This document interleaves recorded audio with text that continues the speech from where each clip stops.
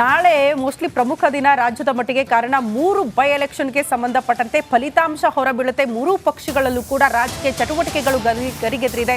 ಏನಾಗಬಹುದು ಅಂತ ಮಿನಿ ದಂಗಲ್ ಫಲಿತಾಂಶಕ್ಕೆ ಕೌಂಟ್ ಡೌನ್ ಶುರುವಾಗಿದೆ. ನಾಳೆ ಫಲಿತಾಂಶ ಅಭ್ಯರ್ಥಿಗಳಲ್ಲಿ ಟೆನ್ಷನ್. ಯಾರ ಕೈ ಹಿಡಿತಾರೆ ಮತದಾರ ಪ್ರಭುಗಳು? ಚನ್ನಪಟ್ಟಣ ಚದುರಂಗದಲ್ಲಿ ಗೆಲ್ಲೋದು ಯಾರು? ಸತತ ಸೋಲು ಕಂಡ ನಿಖಿಲ್ ಗೆದ್ದೇ ಬಿಡ್ತಾರಾ? ಚನ್ನಪಟ್ಟಣದಲ್ಲೇ ಜಯಭೇರಿ ಬಾರಿಸ್ತಾರ ಸಿಪಿ ಯೋಗೇಶ್ವರ್? ಸಂಡೂರು ಶಿಗ್ಗಾವಿ ಗೆಲುವು ಕಾಂಗ್ರೆಸ್ಗ ಬಿಜೆಪಿಗ ಅನ್ನೋದೇ ಪ್ರಶ್ನೆ. ಚನ್ನಪಟ್ಟಣ, ಶಿಗ್ಗಾವಿ, ಸಂಡೂರು 3 ಕ್ಷೇತ್ರಗಳಿಗೆ ಸಂಬಂಧಪಟ್ಟಂತೆ ನಾಳೆ ರಿಸಲ್ಟ್ ಅನೌನ್ಸ್ ಆಗುತ್ತೆ. ಬೆಳಗ್ಗಿನಿಂದಲೇ ನಾವು ನಿರಂತರವಾಗಿ ಲೈವ್ ಮಾಹಿತಿ ಕೊಡ್ತಾ ಇರ್ತೀವಿ. ನಾಳೆ 3 ಉಪಚುನಾವಣೆ ಜೊತೆಗೆ ಮಹಾರಾಷ್ಟ್ರ ಮತ್ತು ಜಾರ್ಖಂಡ್ ಎಲೆಕ್ಷನ್ ರಿಸಲ್ಟ್ ಕೂಡ ಬಹುಶಃ 12-1 ಗಂಟೆ ಒಳಗೆ ಒಂದು ಐಡಿಯಾ ಬರುತ್ತೆ. ಹಾಗಾಗಿ ನಾಳೆ ಬೆಳಗ್ಗಿನಿಂದಲೇ ನಿರಂತರವಾಗಿ ಸುದ್ದಿಯನ್ನು ಕೊಡ್ತಾ ಇರ್ತೀವಿ, ಕಾಯ್ತಾ ಇರಿ. ಓಕೆ, ಇನ್ನು ರಾಜ್ಯ ರಾಜಕಾರಣದ ದಿಕ್ಸೂಚಿ ಎನ್ನಲಾಗಿರುವ ಉಪಚುನಾವಣೆ ಫಲಿತಾಂಶಕ್ಕೆ ಕ್ಷಣಗಣನೆ ಶುರುವಾಗಿದೆ. ನಾಳೆ ಬೆಳಗ್ಗೆ 8 ಗಂಟೆಯಿಂದ ಮತ ಎಣಿಕೆ ಕಾರ್ಯ ನಡೆಯಲಿದ್ದು 3 ಕ್ಷೇತ್ರಗಳತ್ತ ರಾಜ್ಯದ ಜನರ ಚಿತ್ತ ನೆಟ್ಟಿದೆ. ಈ ಕುರಿತ ಒಂದು ರಿಪೋರ್ಟ್ ನಿಮ್ಮ ಮುಂದೆ.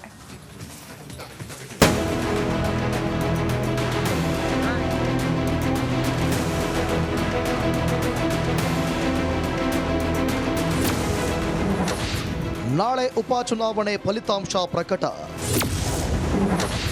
ಹೈ ವೋಲ್ಟೇಜ್ ಕಣವಾದ ಚನ್ನಪಟ್ಟಣ ಕ್ಷೇತ್ರ. ಕರ್ನಾಟಕದ 3 ವಿಧಾನಸಭಾ ಕ್ಷೇತ್ರಗಳಿಗೆ ಉಪಚುನಾವಣೆ ಫಲಿತಾಂಶ ಕೌಂಟ್ಡೌನ್ ಶುರುವಾಗಿದೆ. ಬಹಳ ಕುತೂಹಲ ಮೂಡಿಸಿರುವ ಚನ್ನಪಟ್ಟಣ, ಶಿಗ್ಗಾವಿ, ಸಂಡೂರು ವಿಧಾನಸಭಾ ಉಪಚುನಾವಣೆ ಫಲಿತಾಂಶ ರಾಜ್ಯ ರಾಜಕಾರಣಕ್ಕೆ ದಿಕ್ಸೂಚಿ ಆಗಲಿದೆ ಎಂಬುದು ರಾಜಕೀಯ ಚರ್ಚೆ. ಚನ್ನಪಟ್ಟಣ ಮತ್ತು ಶಿಗ್ಗಾವಿಯಲ್ಲಿ ಬಿಜೆಪಿ ಜೆಡಿಎಸ್ ಮೈತ್ರಿಕೂಟ ಗೆಲ್ಲುವ ಸಾಧ್ಯತೆ ಇದೆ. ಸಂಡೂರು ಕ್ಷೇತ್ರದಲ್ಲಿ ಕಾಂಗ್ರೆಸ್ ಅಭ್ಯರ್ಥಿ ಗೆಲ್ಲಲಿದ್ದಾರೆ ಎಂದು ಎಕ್ಸಿಟ್ ಪೋಲ್ ಭವಿಷ್ಯ ನುಡಿದಿದ್ದು, ಇದು ನಿಜವಾಗುತ್ತದಾ ಎಂಬುದು ಕುತೂಹಲವಾಗಿದೆ. ತೀವ್ರ ಕುತೂಹಲ ಮೂಡಿಸಿದ್ದ ಚನ್ನಪಟ್ಟಣ ವಿಧಾನಸಭಾ ಉಪಚುನಾವಣೆಯಲ್ಲಿ ಕಾಂಗ್ರೆಸ್ ಪಕ್ಷದ ಅಭ್ಯರ್ಥಿ ಸಿಪಿ ಯೋಗೇಶ್ವರ್, ಬಿಜೆಪಿ ಬೆಂಬಲಿತ ಜೆಡಿಎಸ್ ಅಭ್ಯರ್ಥಿ ನಿಖಿಲ್ ಕುಮಾರಸ್ವಾಮಿ ನೇರ ಹಣಾಹಣಿ ಹೆಚ್ಚಾಗಿದೆ. ಚನ್ನಪಟ್ಟಣ ಜೆಡಿಎಸ್ ಭದ್ರಕೋಟೆಯಾಗಿದ್ದರು. ಇದು ಡಿಕೆ ಬ್ರದರ್ಸ್ಗೆ ಪ್ರತಿಷ್ಠೆಯ ಕಣವಾಗಿದೆ.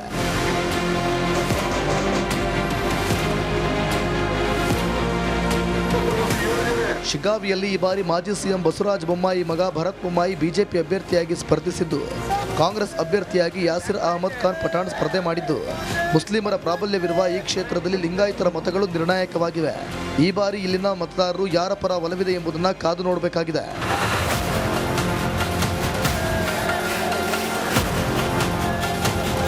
ಇನ್ನು ಸಂಡೂರು ಕ್ಷೇತ್ರ ಕಾಂಗ್ರೆಸ್ ಭದ್ರಕೋಟೆಯಾಗಿದ್ದು, ಬಿಜೆಪಿ ಅಭ್ಯರ್ಥಿ ಬಂಗಾರು ಹನುಮಂತು ಕಾಂಗ್ರೆಸ್ನ ಅನ್ಪೂರ್ಣ ತುಕಾರಾಂ ನಡುವೆ ನೇರ ಫೈಟ್ ಇದ್ದು, ಯಾರು ಗೆಲ್ತಾರೆ ಯಾರು ಸೋಲ್ತಾರೆ ಎಂಬುದನ್ನು ಇನ್ನು ಕೆಲವೇ ಕ್ಷಣಗಳಲ್ಲಿ ಅಂತಿಮ ಉತ್ತರ ಹೊರಬೀಳಲಿದೆ. Political bureau, Republic Kannada.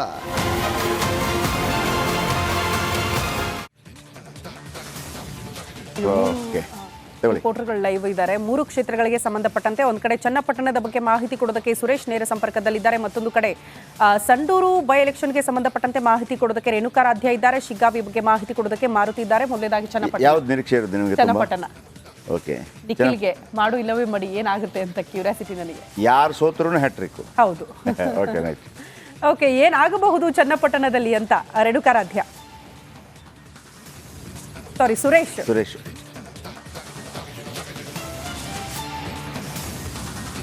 S ಶ್ರುತಿ, ಚನ್ನಪಟ್ಟಣ ಈಗಾಗಲೇ ತಮಗೆ ಗೊತ್ತಿರೋ ಹಾಗೇನೆ ಈಗಾಗಲೇ ಸಿಪಿ ಯೋಗೇಶ್ವರ್ ಮತ್ತು ನಿಖಿಲ್ ಕುಮಾರಸ್ವಾಮಿ ಇಬ್ಬರ ನಡುವೆ ನೇರ ಹಣಾಹಣಿ ಇದ್ದಿದ್ದು ಈಗಾಗಲೇ ಭಾಳ ಸ್ಪಷ್ಟವಾಗಿ ಗೊತ್ತಿರತಕ್ಕಂಥದ್ದು. ಹಾಗೇನೇ ಗೆಲುವಿನ ನಿರೀಕ್ಷೆ ಕೂಡ ಕೇವಲ ಒಂದು 5,000-6,000 ಅಂತರದಲ್ಲಿ ಇರಬಹುದು, ಅದು ಯಾರೇ ಆದರೂ ಕೂಡ ಅಂತಕ್ಕಂಥದ್ದು.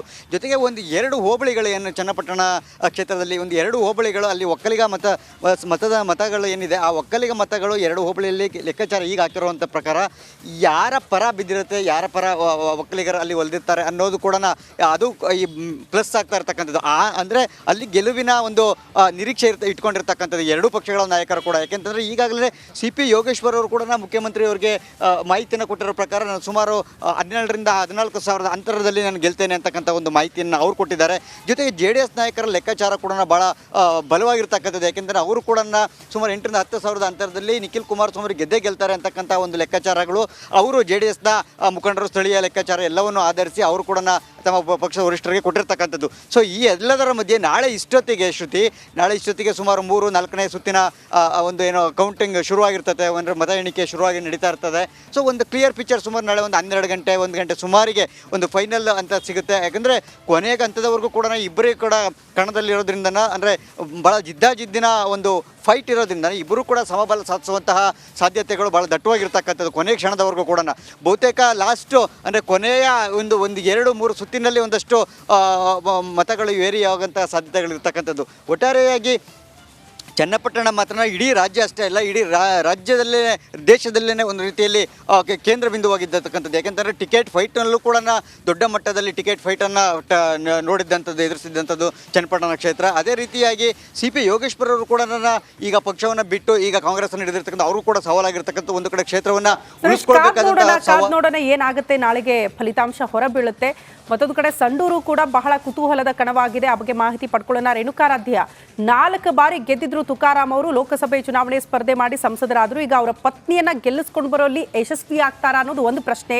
ಬಂಗಾರು ಹನುಮಂತ್ ಅವರು ಗೆದ್ದು ಬಿಡ್ತಾರಾ ಅನ್ನುವಂಥ ಕುತೂಹಲ. ಕಾರಣ ಜನಾರ್ದನ ರೆಡ್ಡಿ ಅವರು ಪ್ರಮಾಣ ಬೇರೆ ಮಾಡ್ಬಿಟ್ಟಿದ್ದಾರೆ, ಈ ಕ್ಷೇತ್ರವನ್ನ ಮುಡಿಪಾಗಿಡ್ತೀನಿ ಪ್ರಧಾನಿ ನರೇಂದ್ರ ಮೋದಿ ಅವರಿಗೆ ಅಂತ.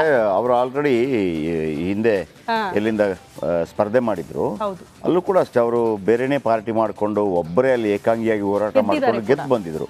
ಅಂದ್ರೆ ದುಡ್ಡಿನ ತಾಕತ್ತು ಇದೆ. ಆಮೇಲೆ ಬೇರೆ ಬೇರೆ ಕೇವಲ ದುಡ್ಡಲ್ಲೇ ಗೆಲ್ಲಕ್ಕಾಗೋದಿಲ್ಲ, ದುಡ್ಡು ಒಂದು ಮುಖ್ಯ ಭಾಗ. ಹೇಗೆ ಅಂತ ರೇಣುಕಾರಾಧ್ಯ ಎಲ್ಲಿ ಅಂದ್ರೆ ಇಲ್ಲಿ ಒಂದು ಸಂತೋಷ್ ಲಾಡು, ಮತ್ತೊಂದು ಗಣಿದಣಿ, ಇವರಿಬ್ಬರ ಫೈಟ್, ಉಳಿದದ್ದು ಲೆಕ್ಕಕ್ಕಿಲ್ಲ. ಸೊ ಹಾಗಿರುವಾಗ ಈಗ ಲೆಕ್ಕಾಚಾರ ಹೆಂಗಿದೆ ಅಲ್ಲಿ ಅಂತ? ಜಯಪ್ರಕಾಶ್, ನೀವು ಹೇಳಿದಾಗೆ 100% ಇದು ಪ್ರತಿಷ್ಠೆಯ ಚುನಾವಣೆ ಅಂತ ಹೇಳಿದರೆ ತಪ್ಪಾಗಲಿಕ್ಕಿಲ್ಲ. ಅದರಲ್ಲೂ ಪ್ರಮುಖವಾಗಿ BJP ಕಾಂಗ್ರೆಸ್ ಅನ್ನೋದಕ್ಕಿಂತ ಕಾಂಗ್ರೆಸ್ನಿಂದ ಸಂತೋಷ್ ಲಾಡ್ಗೆ ದೊಡ್ಡ ಪ್ರತಿಷ್ಠೆಯ ಚುನಾವಣೆ. ಇನ್ನೊಂದು ಕಡೆಗೆ BJPಯಿಂದನೂ ಕೂಡ ಜನಾರ್ದನ್ ರೆಡ್ಡಿಗೆ ಒಂದು ದೊಡ್ಡ ಪ್ರತಿಷ್ಠೆಯ ಚುನಾವಣೆ ಅಂತ ಹೇಳಿದರೆ ತಪ್ಪಾಗಲಿಕ್ಕಿಲ್ಲ. ಬಳ್ಳಾರಿಗೆ ಜನಾರ್ದನ್ ರೆಡ್ಡಿ ಅವರಿಗೆ ಅಂದರೆ ಚುನಾವಣೆಗಿಂತ ಮುಂಚೆ ಸಾಕಷ್ಟು ನಿರ್ಬಂಧ ಇತ್ತು ಅಕ್ರಮ ಗಣಿಗಾರಿಕೆ ಪ್ರಕರಣದಲ್ಲಿ. ಆ ಬಳಿಕ ಅಂದರೆ ಸುಪ್ರೀಂ ಕೋರ್ಟ್ನಿಂದ ಜನಾರ್ದನ್ ರೆಡ್ಡಿ ಅವರಿಗೆ ಬಳ್ಳಾರಿಗೆ ಮತ್ತೆ ಅವಕಾಶ ಕೊಟ್ಟ ಬಳಿಕ ಬಳ್ಳಾರಿಗೆ ಬರ್ತಿದ್ದಂತೆ ಅವರಿಗೆ ಮೊದಲನೇ ಚುನಾವಣೆ. ಹೀಗಾಗಿ ಜನಾರ್ದನ್ ರೆಡ್ಡಿ ಅವರು ತಮ್ಮ ತಾಕತ್ತನ್ನು ತೋರಿಸಬೇಕು, ತಮ್ಮ ಶಕ್ತಿಯನ್ನು ತೋರಿಸಬೇಕಂದ್ರೆ ಈ ಒಂದು ಚುನಾವಣೆಯನ್ನು ಗೆಲ್ಲಲೇಬೇಕಾದ ಅನಿವಾರ್ಯತೆ ಜನಾರ್ದನ್ ರೆಡ್ಡಿ ಅವರಿಗೆ ಇರತಕ್ಕಂಥದ್ದು. ಇನ್ನೊಂದು ಕಡೆಗೆ ಸಂತೋಷ್ ಲಾಡ್ ಅವರ ಸ್ವಂತ ಕ್ಷೇತ್ರ, ಅಂದರೆ ಅವರ ಸ್ವಂತ ಊರು ಆಗಿರ್ತಕ್ಕಂಥ ಹಿನ್ನೆಲೆಯಲ್ಲಿ ಸಂತೋಷ್ ಲಾಡ್ಗೂ ಕೂಡ ಸಾಕಷ್ಟು ಆ ಭಾಗದಲ್ಲಿ ಹಿಡಿತಾ ಇರ್ತಕ್ಕಂಥದ್ದು.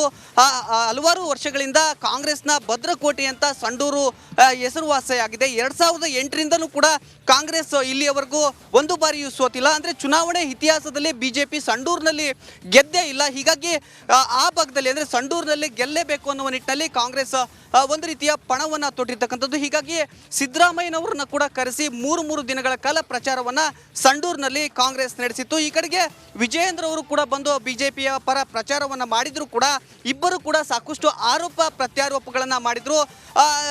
ಕಾಂಗ್ರೆಸ್ನವರು ಪ್ರಮುಖವಾಗಿ ಜನಾರ್ದನ್ ರೆಡ್ಡಿ ಅವರು ಬಂದಿರತಕ್ಕಂಥದ್ದನ್ನೇ ಅಂದರೆ ನೆಗೆಟಿವ್ ಆಗಿ ಬಿಂಬಿಸುವ ಪ್ರಯತ್ನವನ್ನು ಮಾಡಿದ್ರು. ಅಂದರೆ ಸಂಡೂರು ಭಾಗದಲ್ಲಿರ್ತಕ್ಕಂಥ ಗಣಿಗಾರಿಕೆಯನ್ನು ಅಥವಾ ಇಲ್ಲಿರ್ತಕ್ಕಂಥ ಗುಡ್ಡಗಳನ್ನು ಹಾಳು ಮಾಡಿದ್ದು ಜನಾರ್ದನ್ ರೆಡ್ಡಿ ಅವರು. ಈಗ ಮತ್ತೆ ನೀವು ಅವರಿಗೆ BJP ಅವರಿಗೆ ಅವಕಾಶವನ್ನು ಕೊಟ್ಟರೆ ಇಲ್ಲಿರ್ತಕ್ಕಂಥ ಎಲ್ಲ ಗಣಿಯನ್ನು ಲೂಟಿ ಮಾಡ್ತಾರೆ ಅಂತ ಕಾಂಗ್ರೆಸ್ ಆರೋಪವನ್ನು ಮಾಡಿತ್ತು.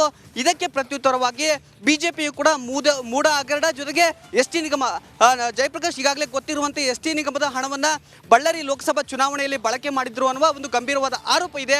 ಆ ಆರೋಪವನ್ನು ಇಟ್ಕೊಂಡು BJP ಚುನಾವಣೆಯನ್ನ ಮಾಡ್ತಾ ಇರ್ತಕ್ಕಂಥದ್ದು. ಹೀಗಾಗಿ ಸಾಕಷ್ಟು ಸೋಲು ಗೆಲುವಿನ ಲೆಕ್ಕಾಚಾರವನ್ನ ಎರಡೂ ಪಕ್ಷದವರು ಇಟ್ಕೊಂಡಿರ್ತಕ್ಕಂಥದ್ದು ಜಯಪ್ರಕಾಶ್. ಓಕೆ, ಆದ್ರೆ ನೆಕ್ಸ್ಟ್ ಯಾರು? ಮಾರುತಿ ಇದ್ದಾರೆ ಶಿಗ್ಗಾವಿಗೆ ಸಂಬಂಧಪಟ್ಟ. ಮಾರುತಿ, ನಿಮ್ಮ ಅಪ್ಡೇಟ್ಸ್?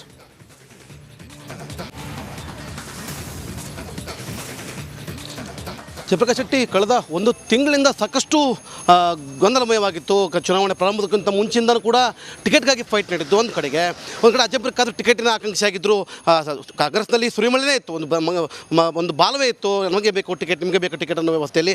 ಈಗ ಅದೆಲ್ಲವೂ ಮುಗಿದಾದ ನಂತರ ಕೊನೆಗೆ ಟಿಕೆಟ್ ತಗೊಂಡು ಬರಲಿಕ್ಕೆ ಎಸ್ ಖಾನ್ ಪಠಾಣ್ ಅವರು ಮುಂದಾಗ್ತಾರೆ. ಇನ್ನು ಸದ್ಯ ಚುನಾವಣೆಯ ರಣಕಣ ರಂಗೇರಿದ್ದು ಯಾರಾಗ್ತಾರೆ, ಯಾರು ಗೆಲ್ತಾರೆ ಅನ್ನೋ ಒಂದು ವ್ಯವಸ್ಥೆ ಕೂಡ ಈಗ ನಡೀತಿರುವಂಥದ್ದು. ಸದ್ಯ ಈಗ ಖಾದ್ರಿ ಅವರ ಬಂಡಾಯ, ಇದರ ಲಾಭ ಮತ್ತೆ BJPಗೆ ಆಗುತ್ತಾ ಅಂತ ತಮ್ಮ ಲಕ್ಕಿ ಚಾರ್ಮ್ ಅಂತ ಹೇಳ್ಕೊಳ್ಳುವಂತ ಬಸವರಾಜ ಬೊಮ್ಮಾಯಿಯವರು ಶಿಗ್ಗಾವಿ ಕ್ಷೇತ್ರವನ್ನ ಉಳಿಸ್ಕೊಳ್ತಾರಾ ಅಂತ ಮಗನನ್ನ ಗೆಲ್ಲಿಸ್ಕೊಂಡು ಬರುವಲ್ಲಿ? ಒಂದೇ ಮಾತಲ್ಲಿ ಹೇಳೋದಾದ್ರೆ ಹ್ಯಾಟ್ರಿಕ್ ಸಾಧನೆ ಮಾಡ್ಕೊಂಬಂಥ ಬೊಮ್ಮಾಯಿಗೆ ಇದೊಂದು ದೊಡ್ಡದಾದ ಚಾಲೆಂಜ್ ಆಗಿರುವಂಥ ಸದ್ಯಕ್ಕೆ. ಮಗನೂ ಕೂಡ ತಂದೆಗೆ ಮತವನ್ನು ಕೇಳ್ತಾ ಇದ್ರು, ಈ ಬಾರಿ ಅವರೇ ಕೇಳ್ಕೊಂಡಿದ್ದಾರೆ.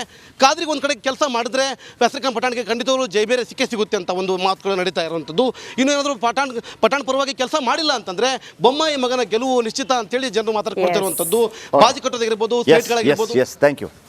ಈಗ ಒಂದು ಕ್ಯಾಲ್ಕುಲೇಷನ್ ನಾನು ಕೊಡ್ತೀನಿ.